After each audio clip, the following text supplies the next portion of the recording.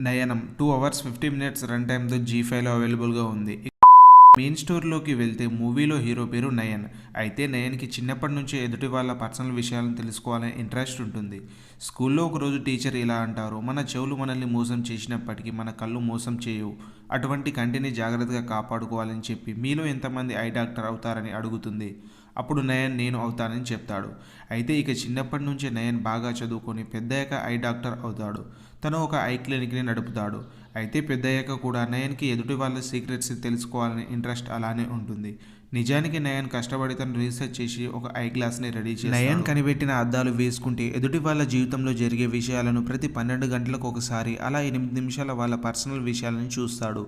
ఎలా అంటే నయన్ క్లినిక్కి వచ్చిన పేషెంట్ల ఐ నుంచి ఒక రకమైన ఫ్లూయిడ్ని తీసుకొని ఆ ఫ్లూయిడ్ని తను తయారు చేసిన గ్లాసులోకి ఇంజెక్ట్ చేస్తాడు. అలా ఎదుటి వాళ్ళ పర్సనల్ విషయాలను తెలుసుకుంటూ తను హ్యాపీగా ఫీల్ అవుతాడు. నెక్స్ట్ సీన్లో ఇద్దరు భార్యాభర్తలను చూస్తాం. భర్త పేరు శంకర్.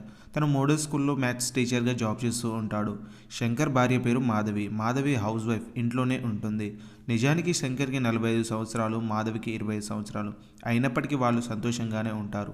అయితే శంకర్ అలాగే మాధవికి కూడా ఐ ప్రాబ్లం ఉంటుంది.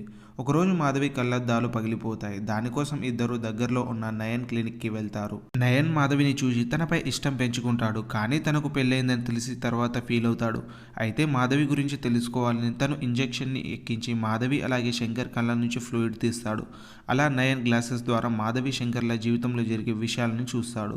అలా చూస్తున్నప్పుడే తనకు మాధవి తన భర్తను కత్తితో పొడిచి హత్య చేయడం చూస్తాడు. అసలు ఎందుకని తన భర్తను చంపిందని షాక్ అవుతాడు. తెలుసుకోవాలని ట్రై చేస్తాడు. కానీ మాధవి కళ్ళ నుంచి తీసిన ఫ్లూయిడ్ అయిపోతుంది. దాంతో డైరెక్ట్గానే వెళ్ళి ఏం జరుగుతుందో తెలుసుకోవడానికి ట్రై చేస్తాడు. మాధవి మాత్రం ఏం జరగనట్టే కూల్గా ఉంటుంది. శంకర్ పేరెంట్స్ ఇంటికి వస్తారు. వాడి ఫోన్ కలవడం లేదని, అందుకే ఏమైందో అని వచ్చామని చెప్తారు. అయితే మాధవి శంకర్ స్కూల్లో జరిగే ట్రిప్లో వాళ్ళతో పాటు అరకు వెళ్ళాడని చెప్తుంది. అక్కడ సిగ్నల్ లేదేమో అని అంటుంది. ఆ తర్వాత కొన్ని రోజులకి మాధవి శంకర్ పేరెంట్స్ పోలీస్ స్టేషన్కి వెళ్ళి కంప్లైంట్ ఇస్తారు.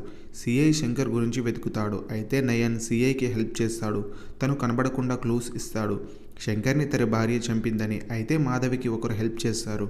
అతను వాళ్ళని నయన్ ఫాలో అవుతున్నాడని తెలుసుకుని నయన్కి వార్నింగ్ ఇస్తాడు. నీకు అవసరం లేని విషయాలను వదిలేయమని చెప్తాడు. కానీ నయన్ ఎవరు అని తన గురించి కనిపెడతాడు. నిజానికి నయన్ క్లినిక్లో పనిచేసే అమ్మాయి కవిత. తను మాధవి ఇద్దరు కలిసి శంకర్ని హత్య చేస్తారు. అయితే కవిత అని తెలిసి షాక్ అవుతాడు.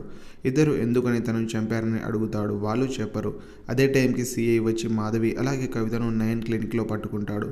దీనికి పార్ట్ 2 ఉంది. అసలు శంకర్ని ఎందుకు చంపారో పార్ట్ 2లో తెలుస్తుంది. వీడియో నచ్చితే లైక్ కొట్టి అలాగే ఛానల్ని సబ్స్క్రైబ్ చేసుకొని సపోర్ట్ చేయండి.